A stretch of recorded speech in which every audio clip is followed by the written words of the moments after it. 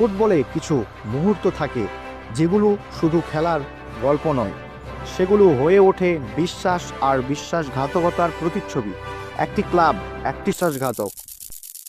1995 থেকে 2000 এই 5 বছরে বার্সেলোনার প্রাণভোমরা ছিলেন লুইস ফিগো। দলের হয়ে জিতেছেন একের পর এক ট্রফি। ভক্তদের কাছে তিনি শুধু খেলোয়াড় ছিলেন না, তিনি ছিলেন কাতালান আত্মার প্রতীক। Presidente del Real Madrid, Luis Figo, será jugador del Real Madrid. 2000 সালে রিয়ালের প্রেসিডেন্ট নির্বাচনে এক চমক দেওয়া ঘোষণা দিলেন ফ্লোরেন্তিনো পেরেজ। তিনি জিতলে বার্সার প্রাণভোমরা লুইস ফিগোকে রিয়ালে নিয়ে আসবেন।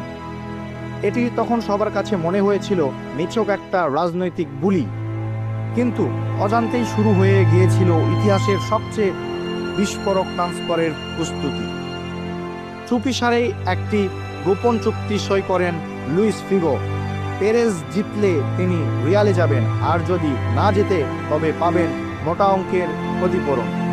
শেষ পর্যন্ত পেরেজ জিতে যান, আর ফিগোর সামনে খুলে যায় একটি অনিচ্ছাকৃত দরজা, যে দরজা দিয়ে তিনি প্রবেশ করেন শত্রুপক্ষের শিবিরে।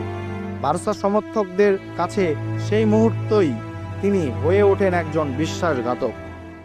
রিয়ালের জার্সি গায়ে ক্যাম্প নুতে ফিরে আসা লুইস ফিগোর জন্য ছিল এক বিভীষিকার রাত। বোতল, লাইটার, এমনকি শূকরের কাটা মাথা ছুঁড়ে মারা হয় তার দিকে। ম্যাচ কিছু সময়ের জন্য বন্ধ করে দিতে বাধ্য হন রেফারি।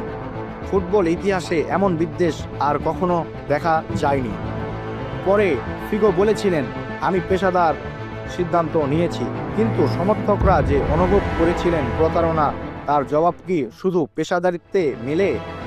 বার্সার হৃদয়ে যে ক্ষত তৈরি হয়েছিল তা আর কখনো সারেনি। ফিগো ছিলেন প্রথম, তারপর এলেন Zinedine Zidane, Ronaldo, David Beckham.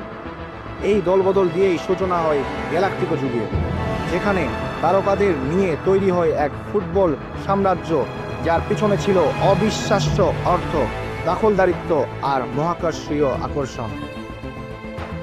ফিগোর এই দলবদল কেবল একটি সিদ্ধান্ত নয়, এটি একটি যুগের সূচনা, একটি ক্লাবের বিশ্বাস ভঙ্গ এবং ফুটবলের আবেগের সবচেয়ে গভীর বিস্ফোরণ। আপনি কি ভাবেন? ফিগো কি সত্যি একজন বিশ্বাসঘাতক, নাকি কেবল একজন পেশাদার যিনি নিজের পথ নিজেই বেছে নিয়েছিলেন?